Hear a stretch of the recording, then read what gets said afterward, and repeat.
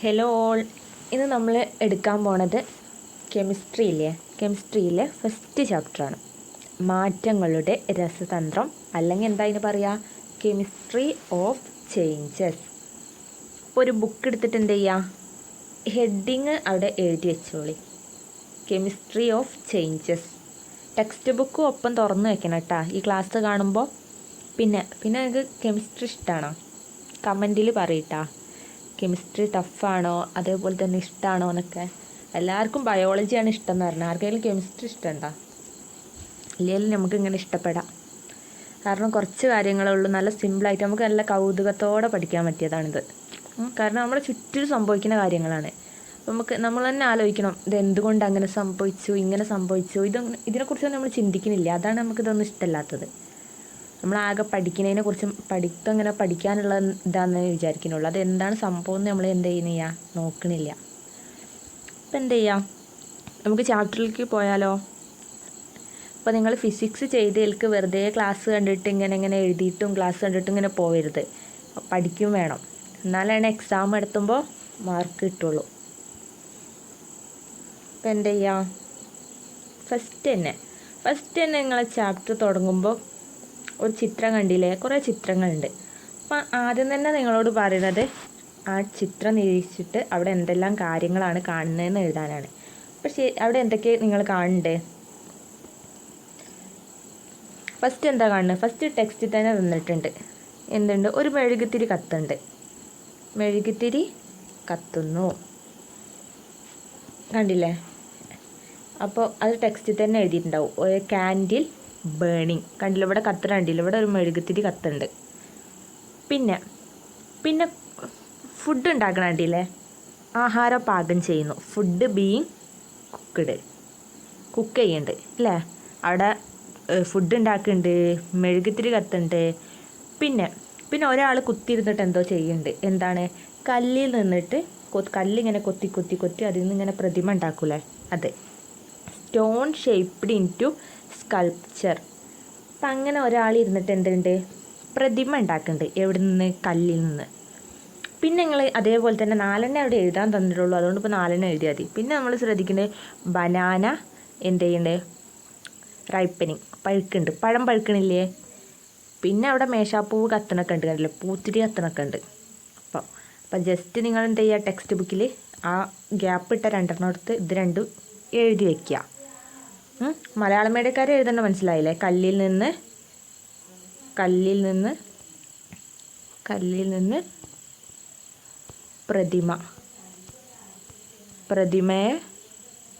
പ്രതിമ കൊത്തിയെടുക്കുന്നു എന്നാ, അല്ലെങ്കിൽ ഉണ്ടാക്കുന്നു എന്നാ, എന്തെങ്കിലുമൊക്കെ എഴുതിയാൽ മതി. കൊത്തിയെടുക്കുന്നു. പിന്നെ പഴം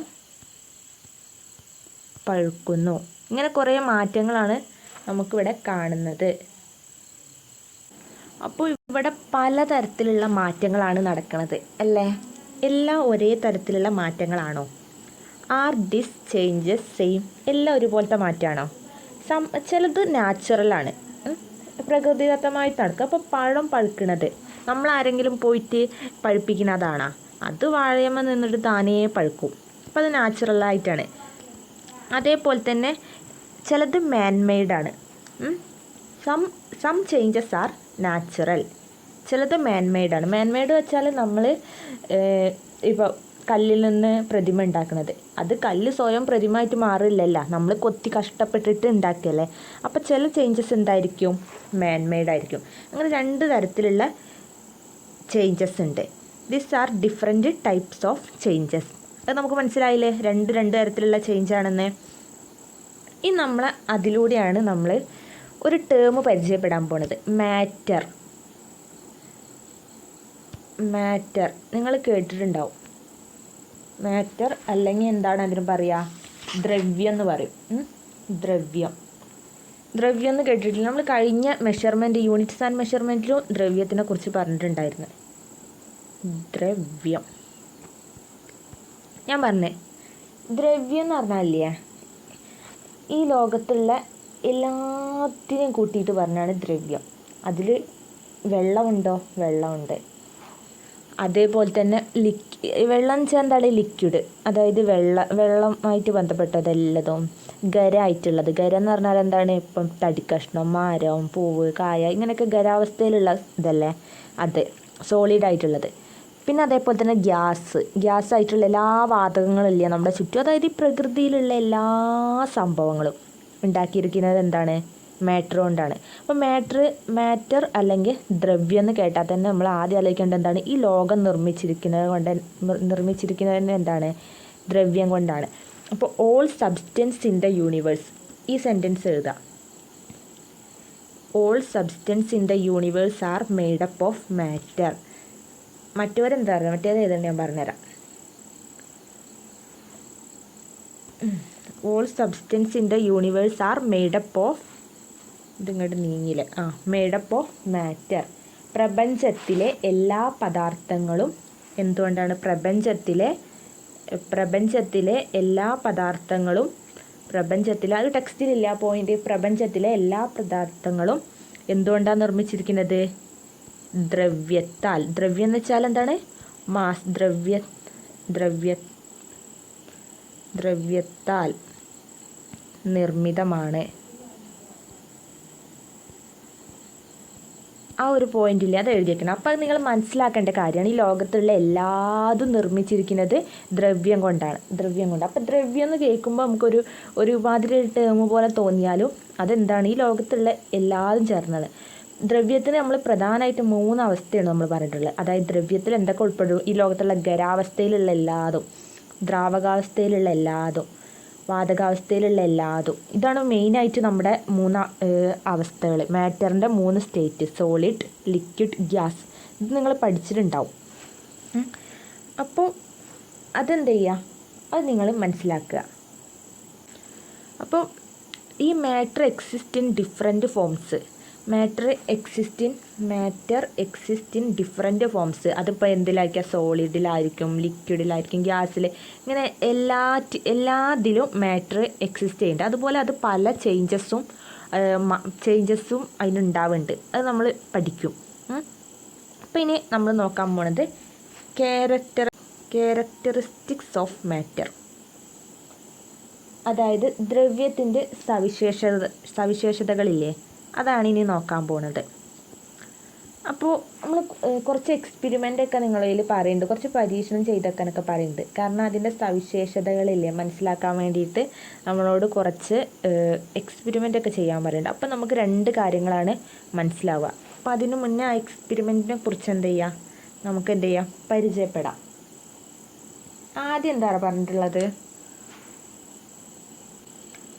അപ്പോൾ അതൊന്ന് കട്ടായിട്ട്, ഇപ്പോൾ എവിടെ കട്ടായതെന്ന് ഞാൻ അറിയില്ല, ഞാൻ എന്തായാലും ഒന്നും കൂടി പറയാം. നമ്മൾ ക്യാരക്ടറിസ്റ്റിക്സ് ഓഫ് മാറ്ററാണ് പറഞ്ഞുകൊണ്ടിരിക്കുന്നത്, അതായത് മാറ്ററിൻ്റെ സവിശേഷതകൾ. അപ്പോൾ മാറ്ററിന് സ്ഥിതി ചെയ്യാൻ സ്ഥലം ആവശ്യമാണ്. അത് പറഞ്ഞത് വീഡിയോയിൽ പെട്ടോന്നറിയില്ല, എന്തായാലും ഒന്നും കൂടി പറയാം. നമ്മളൊരു മെഷീൻ കല്ലിൻ്റെ കാര്യം പറഞ്ഞില്ലേ, മെഷീൻ കല്ലെടുത്താൽ അത് വീഡിയോയിൽ പെട്ടിക്കണമെന്ന് അറിയില്ല കേട്ടോ. ഒരു കല്ലെടുത്ത് കഴിഞ്ഞാൽ അതിന് ഇരിക്കാൻ സ്ഥലം ആവശ്യമാണ്, സ്ഥിതി ചെയ്യാൻ സ്ഥലം ആവശ്യമാണ്. പിന്നെ അതേപോലെ അതിന് മാസ് ഉണ്ട്. മാസ് എന്ന് വെച്ചാൽ അതിന് കനം. മാസിന് വെയിറ്റ് ഇല്ലേ, ഭാരമില്ലേ, അതാണ് ഉദ്ദേശിച്ചത്. അതിന് ആ കനമുണ്ട്. അതേപോലെ തന്നെ സ്ഥിതി ചെയ്യാൻ സ്ഥലം ആവശ്യമാണ്. ഇങ്ങനെയുള്ളതിനെയാണ് എന്തെന്ന് പറയാം, മാറ്റർ എന്ന് പറയാം. ഇനി അത് നമുക്ക് ഇങ്ങനെ പറഞ്ഞാൽ മതിയോ, നമുക്ക് ഓൾറെഡി പ്രൂവ് ചെയ്യേണ്ട ആവശ്യമൊന്നുമില്ല. നമുക്ക് ഖരാവസ്ഥയിലുള്ള ഒരു കല്ലിൻ്റെ കേസായാലും വെള്ളത്തിൻ്റെ കേസായാലും ഒക്കെ നമുക്ക് അത് മനസ്സിലാവും. പക്ഷെ നമുക്ക് ആകെ ഒരു കൺഫ്യൂഷൻ നിൽക്കലേ എന്തിനാണ്, ഗ്യാസിന് സ്ഥലം ആവശ്യമാണോ, ഗ്യാസിന് മാസ് ഉണ്ടോ, ഇതൊക്കെയാണ് നമുക്കൊരു ഡൗട്ട് ഉണ്ടാവുക അല്ലേ. ഖരത്തിൻ്റെ കേസിൽ നിങ്ങൾക്ക് ഡൗട്ടില്ലല്ലോ, സോളിഡായിട്ടുള്ള ഇപ്പം കല്ല്, അതേപോലെ തന്നെ നമ്മുടെ വീടിനിരിക്കാൻ, അതേപോലെ തന്നെ എന്തായാലും പുസ്തകം, ഫോൺ, ഇതിനൊക്കെ സ്ഥലം ആവശ്യമാണ്. അത് നമുക്ക് പ്രത്യേകിച്ച് ഡൗട്ടൊന്നും വേണ്ട. അതേപോലെ കനമുള്ളതുകൊണ്ട് അതിന് മാസ്സും ഉണ്ട്, നമുക്ക് ഉറപ്പാണ്. മാസ്സും ഉണ്ട്, അതിന് ഭാരമുണ്ട്, നിശ്ചിത മാസ്സുണ്ട്. അതേപോലെ തന്നെ എന്തുണ്ട്, സ്ഥിതി ചെയ്യാൻ സ്ഥലവും ആവശ്യവുമാണ്. നമുക്ക് എന്തിൻ്റെ കേസിലാണ്, നമുക്ക് ഇല്ലേ ഈ വായുവിൻ്റെ കേസിൽ നമുക്ക് ഒരു ഡൗട്ട് വരും. അത് നമുക്ക് എന്തായാലും നോക്കാം. മാറ്റർ ഒക്യുപ്പൈസ് സ്പേസ്, അതായത് ദ്രവ്യത്തിന് സ്ഥിതി ചെയ്യാൻ സ്ഥലം പ്രൂവ് ചെയ്യുന്ന ഒരു എക്സ്പെരിമെൻ്റ് ഉണ്ട്. ഇങ്ങനെ എടുക്കട്ടെ കേട്ടോ, ഇതല്ല.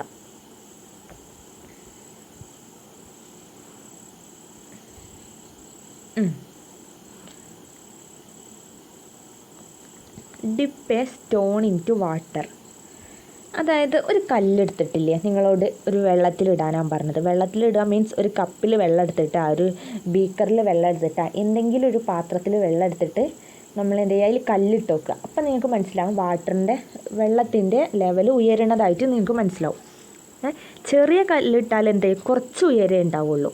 വലിയ കല്ലിട്ടാൽ എന്ത് ചെയ്യും, നല്ല ഉയരം ഉണ്ടാവും. അപ്പോൾ അതിൻ്റെ അർത്ഥം എന്താണ്, കല്ല് വെള്ളത്തിലിട്ടപ്പോൾ കല്ലിന് ഇരിക്കാൻ സ്ഥലം, കല്ല് കയറി ഇരുന്ന് കുറച്ച് സ്ഥലത്ത് ഇരുന്നുകൊണ്ടാണ് എന്ത് ചെയ്തത്, വെള്ളത്തിൻ്റെ അളവ് എന്ത് ചെയ്ത് റൈസ് ചെയ്തത്, ഉയർന്നത്. ഇപ്പം നോക്കുന്നുണ്ട്, dip a stone into water. Stone into വാട്ടറിൽ ഒരു കല്ല് ഡിപ്പ് ചെയ്യാം. അപ്പോൾ എന്ത് സംഭവിക്കും, വാട്ട് ഹാപ്പൻസ്, എന്താ ഉണ്ടാവുക, water level increases. Water level എന്ത് ചെയ്യും, ഇൻക്രീസ് ചെയ്യും. അതാണ് അവിടെ ഉണ്ട്. അതായത് ഈ എക്സ്പെരിമെൻ്റ് നിങ്ങളുടെ ഇല്ലേ ടെക്സ്റ്റിൽ പറയുന്നുണ്ട്. അത് മലയാളം മീഡിയക്കാർ ഈ ചിത്രത്തിൻ്റെ താഴെ നോക്കുക കേട്ടോ. ഞാൻ വായിക്കുന്നത്, ഒരു ബീക്കറിലേക്ക് ഒരു കല്ല് നൂലിൽ കെട്ടി താഴ്ത്തുക, അതെഴുതുക. അപ്പോൾ ജലനിരപ്പ് എന്താ ഉണ്ടാവണത്, ഉയരും. ജലനിരപ്പ് ഉയരുന്നു. അപ്പോൾ കുറച്ചും കൂടി വലിയ കല്ല് കെട്ടിയിട്ടാണ് താഴ്ത്തുന്നതെങ്കിൽ എന്ത് ചെയ്യും, കുറച്ചും കൂടി വലിയ കല്ല് താഴ്ത്തിയിട്ട് ഇതാണെങ്കിൽ ജലനിരപ്പ് എന്ത് ചെയ്യും, കുറച്ചുകൂടെ കൂടുതൽ എന്ത് ചെയ്യും, ഉയരും. അപ്പോൾ നമുക്ക് മനസ്സിലായി, രണ്ട് ഐറ്റം കല്ല്. ഒരു ചെറിയ കല്ലും വെള്ളത്തിലിടുക, അല്ല ഈ വെള്ളത്തിൽ ഇല്ലേ ഇങ്ങനെ ഒരു ബീക്കർ എടുക്കുക, ബീക്കറിൽ ഒരു ചെറിയ കല്ലിടുക, ഒരു വലിയ കല്ലിടുക. ഇതിൽ വെള്ളം ഉണ്ടാവും. അപ്പോൾ ചെറിയ കല്ലിടുമ്പോൾ കുറച്ച് ഉയരം ഉണ്ടാവും വെള്ളം, വലിയ കല്ലിടുമ്പോൾ നന്നായി ഉയരും. ബിക്കോസ് അതിന് കാരണം എന്താണ്, ദ സ്റ്റോൺ ഒക്യുപ്പൈസ് സ്പേസ്. അതായത് ഈ സ്റ്റോണിന് ഇരിക്കാൻ എന്ത് ചെയ്യണം, സ്ഥിതി ചെയ്യാൻ എന്ത് ചെയ്യണം, സ്ഥലം ആവശ്യമാണ്. ജലനിരപ്പ് ഉയരാൻ കാരണം എന്താണ്, ഈ കല്ലിന് സ്ഥിതി ചെയ്യാൻ സ്ഥലം ആവശ്യമാണ്. അതുകൊണ്ടാണ് അതിൻ്റെ എന്ത് ചെയ്തത്, ജലനിരപ്പ് ഉയർന്നത്. അപ്പോൾ ഇവിടെ കണ്ടില്ല, അടുത്ത് ചോദിക്കുന്നുണ്ട്, നമ്മൾ ചെറിയ സ്റ്റോൺ ഇട്ട് കഴിഞ്ഞാൽ വലിയ സ്റ്റോൺ ഇട്ടപ്പോൾ എന്ത് ചെയ്യും, water level rises more space occupied. അപ്പം കൂടുതൽ സ്പേസ് എടുക്കുമ്പോഴാണ് എന്ത് ചെയ്യുക. അപ്പം മാറ്റർ ഒക്യുപ്പൈ സ്പേസ്. അപ്പം മാറ്ററിന് നമുക്കറിയാം, ദ്രവ്യത്തിന് എന്ത് ചെയ്യുക, സ്ഥിതി ചെയ്യാൻ എന്താണ്, സ്ഥലം ആവശ്യമാണ്. അപ്പോൾ ഇനി എന്താണ് വോളിയം, നമ്മൾ വ്യാപ്തം എന്ന് പഠിച്ചിട്ടില്ലായിരുന്ന, അത് എന്താണെന്ന് വെച്ചാൽ ഈ ദ്രവ്യത്തിന് സ്ഥിതി ചെയ്യാൻ ആവശ്യമായ സ്ഥലത്തെയാണ് അതിൻ്റെ വ്യാപ്തം എന്ന് പറഞ്ഞത്. അതായത് ഇപ്പോൾ കല്ല് വന്നപ്പോൾ കുറച്ച് ആ വെള്ളത്തിനകത്ത് കുത്തിയിരുന്നത്, അപ്പോൾ അതിൻ്റെ വ്യാപ്തം എന്താണെന്ന് വെച്ചാൽ എന്താണ്, ആ സ്പേസാണ്, എത്ര സ്ഥലം വേണം, അതിനെയാണ് അതിൻ്റെ വ്യാപ്തം എന്ന് പറഞ്ഞത്. The space occupied by matter is called its volume. ഈ സെൻറ്റൻസ് പഠിക്കണം കേട്ടോ. The space occupied by matter is called volume. ദ്രവ്യത്തിന് സ്ഥിതി ചെയ്യാൻ ആവശ്യമായ സ്ഥലത്തെ അതിൻ്റെ വ്യാപ്തം എന്ന് പറയുന്നു. ടെസ്റ്റിൽ കണ്ടില്ലേ, ദ്രവ്യത്തിന് സ്ഥിതി ചെയ്യാൻ ആവശ്യമായ സ്ഥലത്തെയാണ് എന്തെന്ന് പറഞ്ഞത്, അതിൻ്റെ വ്യാപ്തം എന്ന് പറയുന്നത്. വ്യാപ്തം. അപ്പോൾ ഇവർ പുതിയ ഇപ്പോൾ ബെഞ്ചിലൊരു കുട്ടി വരുന്നേൽക്ക്, കുട്ടി വന്നാൽ ആ കുട്ടിക്ക് ഇരിക്കാൻ സ്ഥലം ആവശ്യം വേണം. ആ ഇരിക്കുന്ന ആ സ്ഥലത്തെയാണ് അതിൻ്റെ എന്ന് പറഞ്ഞത്, വോളിയം അഥവാ വ്യാപ്തം എന്ന് പറയുന്നത്. ഇനി ദ്രവ്യത്തിന് മാസ് ഉണ്ടെങ്കിൽ എന്ത് ചെയ്യണം, ഈ രണ്ട് കല്ലാണ് നമ്മളെടുത്തത്, ഒരു ചെറിയ കല്ലും ഒരു വലിയ കല്ലും എടുത്ത്. അപ്പോൾ ഈ കല്ലിനെ ഭാരം അറിയാൻ വേണ്ടിയിട്ട് നമ്മൾ എന്ത് ചെയ്യുക, മാസ് അറിയാൻ വേണ്ടിയിട്ട് എന്ത് ചെയ്യുക, ഇതിനെ ത്രാസിലിട്ട് തൂക്കി വെക്കുക. അപ്പോൾ എന്താണ്, നമുക്കറിയാം അതിനൊരു കനം ഉണ്ട്. അപ്പോൾ അതായിരിക്കും അതിൻ്റെ എന്തെന്ന് പറഞ്ഞത്, മാസ് എന്ന് പറഞ്ഞത്. അപ്പോൾ എല്ലാം മാറ്റർ ഹാസ് മാസ്. നമ്മൾ വെയിറ്റ് മെഷീൻ ഇതിൽ ത്രാസിലിട്ടിട്ട് വെയിറ്റ് നോക്കാൻ പറഞ്ഞില്ലേ, അപ്പോൾ എന്ത് ഡിഫറൻസ് നമുക്ക് ഉണ്ടാവുക? Bigger stone shows more wait. വലിയ കല്ലിനല്ലേ, ബിഗ്ഗർ സ്റ്റോണിനല്ലേ മോർ വെയിറ്റ് ഉണ്ടാവുക, നല്ല വെയിറ്റ് ഉണ്ടാവുക. അപ്പോൾ അതിന് നമുക്ക് എന്താ മനസ്സിലാക്കേണ്ടത്? Matter has mass. അപ്പോൾ മാസ് എന്താണെന്ന് അറിയാറോ? മാസ് എന്താണെന്ന് വെച്ചാൽ ഒരു പദാർത്ഥത്തിൽ അടങ്ങിയിട്ടുള്ള ദ്രവ്യത്തിൻ്റെ അളവാണ് അതിൻ്റെ മാസ്. ദ്രവ്യം എന്ന് വെച്ചാൽ എന്താവാം? ഖരം, വാതകം, ദ്രാവകമൊക്കെ ആവാം. അപ്പോൾ ഇവിടെ കല്ലിൻ്റെ കേസിൽ അവിടെ ഖരാവസ്ഥയിൽ കുറേ എന്തൊക്കെയോ ആറ്റം, മോളിക്കൂൾ ഇതൊക്കെ കൂടി മേഡപ്പ് ഇതാണ് കല്ല്. ഈ കല്ലിൻ്റെ അളവിനെയാണ്, ഈ പദാർത്ഥത്തിൽ അടങ്ങിയിരിക്കുന്ന ദ്രവ്യത്തിൻ്റെ അളവ്, ഈ ഖരാവസ്ഥയിലുള്ള ദ്രവ്യമല്ലേ, അതിൻ്റെ അളവിനെയാണ് എന്തെന്ന് പറഞ്ഞാൽ മാസ്. മാസ് എന്ന് പറഞ്ഞാൽ എന്താണ്? Measure of the quantity of matter. Measure of the it is the measure. Measure എന്ന് വെച്ചാൽ എന്താണ്? അളവാണ്. എന്തിൻ്റെ അളവ്? The quantity of matter. Matter ഇവിടെ ഖരമാണ്. കല്ല് കട്ടിയുള്ള സാധനമല്ലേ, ഖരം, സോളിഡ് ആയിട്ടല്ലേ. അപ്പോൾ അതിൻ്റെ ആ ക്വാണ്ടിറ്റിയുടെ അളവിനെയാണ് എന്തെന്ന് പറഞ്ഞത്?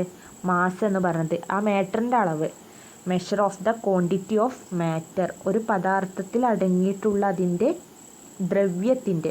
ദ്രവ്യം എന്ന് പറയുമ്പോൾ നിങ്ങൾക്ക് ഒരുമാതിരി തോന്നണ്ട. ദ്രവ്യം എന്ന് പറഞ്ഞാൽ എന്തെങ്കിലും എന്താ, നമ്മളിപ്പോൾ ആ കനമല്ലേ അതിനെയാണ്. ഇപ്പോൾ വെള്ളത്തിൻ്റെ അളവ് അല്ലെങ്കിൽ ഇവിടെ കനമുള്ള ആ സോളിഡിൻ്റെ അളവ്, അതിൻ്റെ അളവിനെയാണ് എന്തെന്ന് പറഞ്ഞത്? മാസ് എന്ന് പറഞ്ഞത്. അപ്പോൾ നിങ്ങളോട് ചോദിക്കുകയാണ്, വായു ഒരു ദ്രവ്യമാണോ? വായു, അതായത് നമ്മുടെ എയർ ഇല്ലേ, എയർ ദ്രവ്യമാണോ എന്ന് ചോദിക്കുകയാണ്. നിങ്ങളുടെ അഭിപ്രായം എന്താണ്? മാറ്റർ ആണോ? ഞാൻ പറഞ്ഞു ഖരാവസ്ഥയിലുള്ളതും ദ്രാവകാവസ്ഥയിലുള്ളതും വാതകാവസ്ഥയിലുള്ളതൊക്കെ എന്താണ്? മാറ്ററാണ്. അപ്പം വാതകാവസ്ഥയിലല്ലേ നമ്മുടെ വായു ഉള്ളത്? എയർ പറഞ്ഞാൽ വായു. അപ്പോൾ വായു ഒരു മാറ്ററാണോ? അതെ. അപ്പോൾ വായുവിന് സ്ഥിതി ചെയ്യാൻ സ്ഥലം ആവശ്യമാണോ? വായുവിന് സ്ഥിതി ചെയ്യാൻ സ്ഥലം ആവശ്യമാണോ? നിങ്ങൾക്ക് തോന്നുന്നുണ്ടോ? ഒരു ബലൂൺ എടുക്കുക. ബലൂണിൽ വായു നിറയ്ക്കൂ.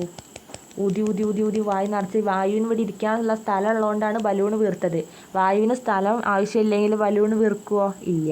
അപ്പോൾ ബലൂണിൽ വായുവിന് സ്ഥലം ആവശ്യമുണ്ട്. അതുകൊണ്ടാണ് ആ സ്ഥലം കുത്തിത്തിരിക്കുക. നമ്മൾ കൂടുതൽ വായു എടുക്കുമ്പോൾ കൂടുതൽ ബലൂൺ വീർക്കും. അതെന്താ കാരണം?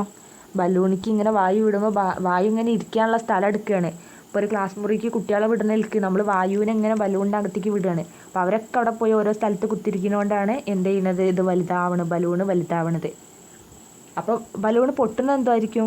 മാക്സിമം വായു വന്ന് അവർക്ക് ഇനി അങ്ങോട്ട് ഇരിക്കാനുള്ള സ്ഥലമില്ല. അപ്പോഴാണ് അവർ പൊട്ടുന്നത്. അവർ ഫോഴ്സ് അങ്ങോട്ട് എക്സേർട്ട് ചെയ്യുന്നുണ്ട്. അങ്ങനെയാണ് എന്ത് ചെയ്യുക? ബലൂൺ പൊട്ടുന്നത്. അപ്പോൾ നമ്മളിങ്ങനെ ബലൂണിക്ക് കുറച്ച് ആൾക്കാരെ കയറ്റി വിടും വായുവിനെ.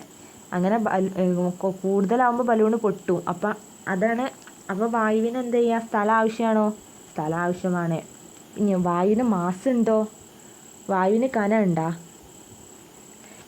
നോക്കാൻ വേണ്ടിയിട്ട് എന്ത് ചെയ്യാൻ അറിയുന്നറിയോ? നിങ്ങൾ വിചാരിക്കും ആ വായുവിന് ഭാരമൊന്നും ഇല്ലയെന്ന്. ഒരു ഫുട്ബോൾ എടുക്കുക. ഫുട്ബോൾ ഇല്ല, വായു നിറയ്ക്കാത്ത ചപ്പിയ ഫുട്ബോൾ ഉണ്ടാവില്ല, ഇങ്ങനെ കിടക്കുന്ന എന്താ, അതിന് നമ്മൾ വീർപ്പിച്ചിട്ട് കാറ്റടി പമ്പ് വെച്ചിട്ട് നമ്മൾ ഇത്രയും ആക്കൂലേ ഫുട്ബോൾ. അപ്പോൾ ഇത് പിടിച്ചു നോക്കി, ഭാരം ഉണ്ടോയെന്ന് അറിയാം. ഇത് ആദ്യം നോക്കുമ്പോൾ ഇതൊരു കനമില്ല. കനയില്ല. എന്നാൽ ഇത് നോക്കി, ഇതെല്ലാം കനമായിട്ടുണ്ടാവും. ഇതിൽ വായു നിറച്ച് കഴിഞ്ഞാൽ എന്ത് ചെയ്തിട്ടുണ്ടാവും? ഇതെല്ലാം കനം ഉണ്ടാവും. അപ്പോൾ എന്താണ്? വായുവിന് ഭാരമില്ലേ? വായുവിന് ഭാരമുണ്ട്. അപ്പം വായുവിന് എന്ത് ചെയ്യുന്നുണ്ട്? സ്ഥിതി ചെയ്യാൻ സ്ഥലം ആവശ്യമാണ്. അതേപോലെ തന്നെ എന്തുണ്ട്? മാസ് ഉണ്ട്, വോളിയം ഉണ്ട്, മാസും ഉണ്ട്. അങ്ങനെയുള്ള സാധനത്തിനെയാണ് നമ്മൾ എന്ത് ചെയ്യുന്നത് പറയുന്നത്? ദ്രവ്യം. അപ്പം ദ്രവ്യം എന്ന് പറഞ്ഞാൽ അതിന് എന്തൊക്കെ ഉണ്ടാവും? നമ്മൾ ഫസ്റ്റ് കണ്ട് ദ്രവ്യം എന്ന് പറഞ്ഞാൽ അതിന് എന്താ ചെയ്യുക? ഓക്യുപ്പൈ സ്പേസ്, സ്ഥിതി ചെയ്യാൻ സ്ഥലം ആവശ്യമാണ്. ആ സ്ഥലത്തെയാണ് നമ്മൾ എന്തെന്ന് പറഞ്ഞത്? വ്യാപ്തം എന്ന് പറഞ്ഞത്, വോളിയം എന്ന് പറഞ്ഞത് അല്ലേ? വോളിയം. ഇതെന്താണ്? മാറ്റർ ഹാസ് മാസ് എന്ന് വെച്ചാൽ ആ വെയിറ്റ്. അപ്പോൾ ഈ 2 പോയിൻ്റാണ് ക്യാരക്ടറിസ്റ്റിക്സ് ഓഫ് മാറ്ററിൻ്റെ സവിശേഷതകൾ. ഇപ്പം നമ്മളോട് കണ്ടിട്ടില്ലേ, ഈസ് എയർ മാറ്റർ ആണോ? അതായത് എയർ എന്ന് പറഞ്ഞാൽ എന്താണ്? വായു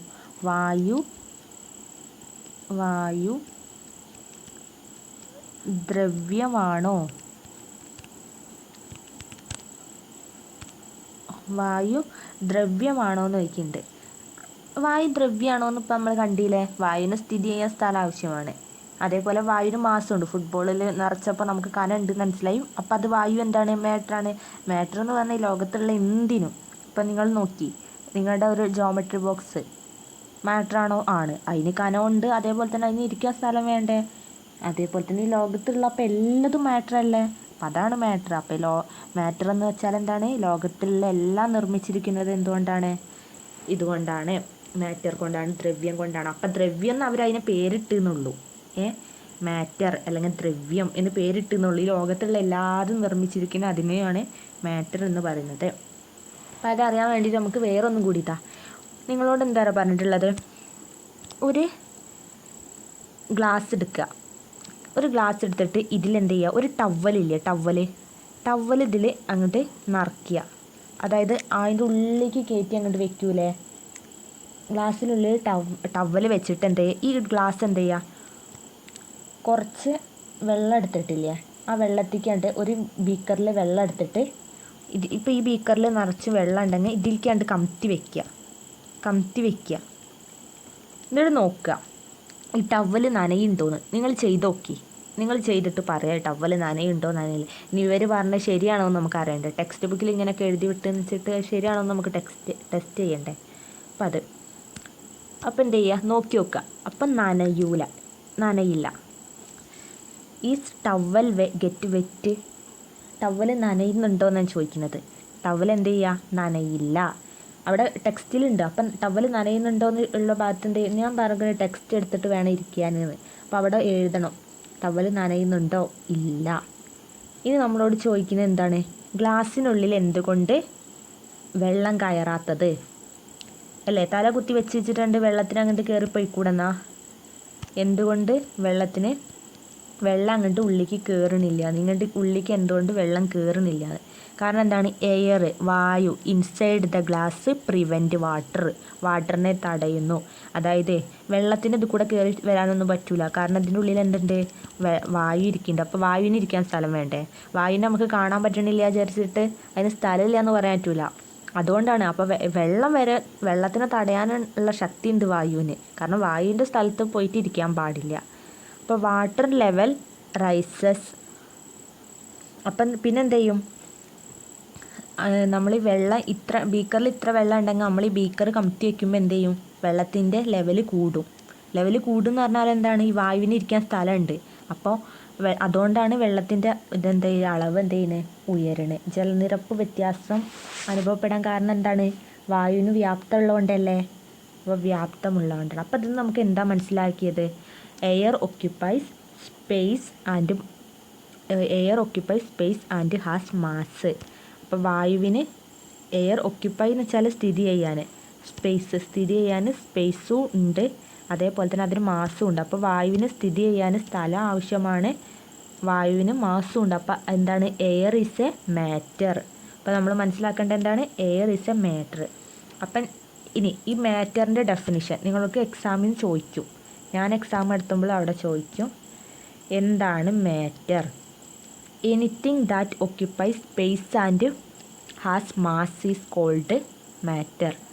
അപ്പോൾ എന്തെങ്കിലും ആവട്ടെ, അതിനെ ഒക്യുപ്പൈ സ്പേസ് സ്ഥിതി ചെയ്യാൻ സ്ഥലം ആവശ്യമുള്ളതും ആൻഡ് ഹാസ് മാസും ഉണ്ടെങ്കിൽ അതിനെല്ലാം നമ്മൾ എന്തെന്ന് വിളിക്കും, മാറ്റർ എന്ന് വിളിക്കും. അപ്പം നിങ്ങൾ ലോകത്തുള്ള എന്ത് നോക്കിയാലും അതെന്തായിരിക്കും, മാറ്റർ ആയിരിക്കും. അപ്പം എന്താണ്, ഈ മലയാളം മീഡിയക്കാർ ടെക്സ്റ്റ് ബുക്കിൽ സെൻറ്റൻസ് നോക്കുക, സ്ഥിതി ചെയ്യാൻ എന്താണ് സ്ഥലം ആവശ്യമുള്ളതും അതേപോലെ തന്നെ മാസ്സുള്ളതുമായ, മാസ്സ് ഉണ്ടെങ്കിലുള്ള എന്തിനേയും നമ്മൾ എന്ത് വിളിക്കും, എന്തിനേയും നമ്മൾ ദ്രവ്യം എന്ന് വിളിക്കും. മാസ്സുള്ള എന്തിനേയും ദ്രവ്യം എന്ന് വിളിക്കും.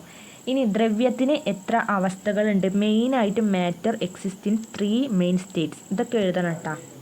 ദ്രവ്യത്തിന് 3 അവസ്ഥകളുണ്ട്. എന്തൊക്കെയാണ്? സോളിഡ്,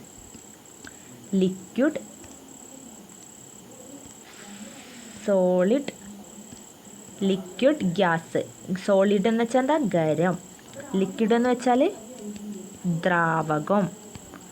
ഗ്യാസ് എന്ന് വെച്ചാൽ വാതകം. അപ്പോൾ മാറ്റർ എന്തെന്ന് ചോദിച്ചാൽ ദ്രവ്യം എന്തെന്ന് എഴുതാൻ പറയുകയാണെങ്കിൽ സ്ഥിതി ചെയ്യാൻ സ്ഥലം ആവശ്യമുള്ളതും മാസ്സുള്ളതുമായ എന്തിനേയും മാറ്റർ എന്ന് പറയുന്നു എന്ന് പറഞ്ഞിട്ട് മാറ്ററിൻ്റെ അല്ലെങ്കിൽ ദ്രവ്യത്തിൻ്റെ 3 അവസ്ഥകൾ എന്ന് പറഞ്ഞിട്ട് അതും എഴുതണം. ചോദിച്ചിട്ടില്ലെങ്കിലും എഴുതേണ്ടതാണ്. ഇനി ഒരു ടേബിൾ തന്നിട്ടില്ലേ ടെക്സ്റ്റിൽ. നിശ്ചിത മാസ്സുണ്ട്, നിശ്ചിത വ്യാപ്തമുണ്ട്, നിശ്ചിത ആകൃതിയുണ്ട്. ആ ടേബിൾ ഇതാ കണ്ട് എടുത്തുകയാണ് കേട്ടോ. അപ്പോൾ മാസ്സുണ്ട്, ഖരാവസ്ഥയിലുള്ള സാധനത്തിന് മാസ്സുണ്ടോ? ഡെഫിനിറ്റ് മാസ് ഉണ്ട്. മാസ്സില്ലേ? ഇപ്പോൾ നമ്മൾ ഉദാഹരണമായിട്ട് നമ്മളിപ്പോൾ ഒരു ബോക്സ് എടുക്കുക. ബോക്സിന് സ്ഥിതി ചെയ്യാൻ സ്ഥലം ആവശ്യമാണ് അല്ലേ? ബോക്സ് വെക്കുമ്പോൾ അതിന് ഇരിക്കാൻ ഒരു സ്ഥലം വേണ്ടേ? അപ്പോൾ അതിന് സ്ഥലം വേണം. പിന്നെ നിശ്ചിത മാസ് ഉണ്ടോ എന്ന് വെച്ചാൽ അപ്പോൾ അവിടെ എന്ത് ചെയ്യണം? നിങ്ങൾ ടിക്ക് ഇടണം. അത് പഠിക്കുകയും ചെയ്യണം കേട്ടോ. പഠിക്കുകയും ചെയ്യണം. ഈ പോയിന്റ് ഹാസ് ഡെഫിനിറ്റ് മാസ് പഠിക്കണം കേട്ടോ. ആർക്ക്? ഖരാവസ്ഥയിലുള്ള സോളിഡ് ആയിട്ടുള്ള എല്ലാതും. അപ്പോൾ എന്തായാലും കുഴപ്പമില്ല. നമ്മൾ കാണുന്ന മിക്ക സാധനങ്ങളും സോളിഡാണ് അല്ലേ? ഇനി ദ്രാവകത്തിന് സ്ഥലം ചെയ്യാൻ ആവശ്യം ഉണ്ടോ? ഉണ്ട്. ഇപ്പോൾ വെളിച്ചെണ്ണ കൊണ്ടുവന്ന് നമ്മളെ കുപ്പിയിൽ ഒഴിച്ച് വെക്കുന്നത് എന്തിനാണ്? നീ ഇരിക്കാൻ സ്ഥലം വേണോ? അല്ലെങ്കിൽ പിന്നെ ഈ സ്ഥലം കൊടുക്കേണ്ട ആവശ്യമില്ലല്ലോ. നമ്മൾ വെള്ളം ഒരു കുപ്പിയിൽ ഒഴിച്ചിരിക്കുന്നത് അതിന് സ്ഥലം വേണോ ഇരിക്കാൻ? അപ്പം അതിനും ആവശ്യമാണ്. വാതകത്തിനാണ് നമുക്ക് കൺഫ്യൂഷൻ ഉള്ളത്. അത് നമ്മൾ എയറിലൂടെ പ്രൂവ് ചെയ്തു. സ്ഥലം ആവശ്യമുണ്ടോ? ഉണ്ട്. ഉള്ളത് കൊണ്ടല്ലേ നമ്മളിപ്പോൾ എക്സ്പെരിമെൻ്റ് ചെയ്തപ്പോൾ എന്ത് ചെയ്തു? നമ്മൾ പല എക്സ്പെരിമെൻറ്റ് ചെയ്തു. ഇപ്പോൾ ബലൂണ് വീർക്കാൻ കാരണം എന്താണ്? വായു അവിടെ അതിൻ്റെ ഉള്ളിൽ കയറി ഇരിക്കുന്നതുകൊണ്ടാണ്. അപ്പം അതിനും സ്ഥലം ആവശ്യമാണ് അല്ലേ? ഇനി വ്യാപ്തം, വോളിയം ഉണ്ടോ? നിശ്ചിത വ്യാപ്തമുണ്ടോ? ഖരത്തിന് എന്ത് ചെയ്യുന്നുണ്ട്? Has definite volume. അതായത് ഒരു കൃത്യമായിട്ടുള്ള, അതാണ് ഉദ്ദേശിച്ചത്. ഖരത്തിനുണ്ട്. നമ്മളൊരു ബോക്സ് എന്ന് വെച്ചാൽ ബോക്സ് ഇവിടെ വെച്ചാൽ ഇതിന് ഇത്ര സ്പേസ്, അതിന് എവിടെ കൊണ്ടുവച്ചാൽ ഇത്ര തന്നെ അല്ല ആവശ്യമുള്ളൂ. ഈ സ്പേസ് തന്നെയാണ് ഇരിക്കുകയുള്ളൂ. അതേപോലെ ദ്രാവകം, 1 ലിറ്റർ വെളിച്ചെണ്ണ ഈ കുപ്പിയിൽ 1 ലിറ്ററാണ്. വേറൊരു കുപ്പിയിൽ പോയാൽ 2 ലിറ്റർ ഒന്നും ആവില്ല. അതുകൊണ്ട് എന്താണ്? അതിന് നിശ്ചിത വ്യാപ്തമുണ്ട്. എന്നാൽ വാതകത്തിൻ്റെ കേസിന് എന്തില്ല? നിശ്ചിത വ്യാപ്തമില്ല. അതായത് ഡെഫിനിറ്റ് വോളിയം ഇല്ല. എന്തുകൊണ്ടാണെന്നറിയോ? അത് വെക്കുന്നതിനനുസരിച്ചാണ്. ഇപ്പം വായു നമ്മളിപ്പോൾ ഇതിലില്ലേ, ഇപ്പോൾ വായു നമ്മൾ ഊതി വീർപ്പിക്കുന്നതിനനുസരിച്ചാണ്. വായുവിന് എന്താ ചെയ്യുക? നിശ്ചിത വോളിയല്ലേ. വായു ഇങ്ങനെ പരന്ന് പോണ സാധനമാണ്. അപ്പം ഇതിൻ്റെ ഉള്ളിൽ വെച്ചിട്ടുണ്ടെങ്കിൽ ഇപ്പോൾ ഈ കുപ്പിയിൽ വെച്ചാൽ കുപ്പിയിലെ ഫുള്ളും വായു ഉണ്ടാവും. എന്നാൽ ഈ കുപ്പിയിലാണ് അത്ര വായു നിർമ്മിക്കണമെങ്കിൽ ഇത്രേ വായു ഉണ്ടാവുള്ളൂ. അപ്പോൾ വായു ഇതിനനുസരിച്ച് എന്ത് ചെയ്യും? വായുവിൻ്റെ വ്യത്യാസം വരും. അപ്പോൾ ഒരു വെളിച്ചെണ്ണ എടുക്കുകയാണ്. നമ്മൾ 2 കുപ്പി എടുക്കുകയാണ് വെളിച്ചെണ്ണ. 2 ഗ്ലാസ് എടുത്ത് ഇപ്പോൾ ഒരു 30 ml വെളിച്ചെണ്ണയാണ് വിചാരിക്കുക. ഇതിൽ ആക്കി അത് വലിയ കുപ്പിയിലാക്കിയാലും എന്താണ്? അത്ര തന്നെ ഉണ്ടാവുള്ളൂ, കുറച്ചേ ഉണ്ടാവുള്ളൂ. എന്നാൽ വായു അങ്ങനെയല്ല. ഇതിൽ വായു ആക്കുമ്പോൾ ഇതിൻ്റെ ഉള്ളിൽ കുത്തിരിക്കും. എന്നാൽ ഇതിൻ്റെ ഉള്ളിലാണ് വായു ആക്കണമെങ്കിൽ ഇതിൻ്റെ ഉള്ളിൽ ഫുള്ള് നിറയും. വായുവിൻ്റെ പ്രത്യേകത അങ്ങനെ. അപ്പോൾ അതിനെന്താണ്? നിശ്ചിതമായ വ്യാപ്തമില്ല.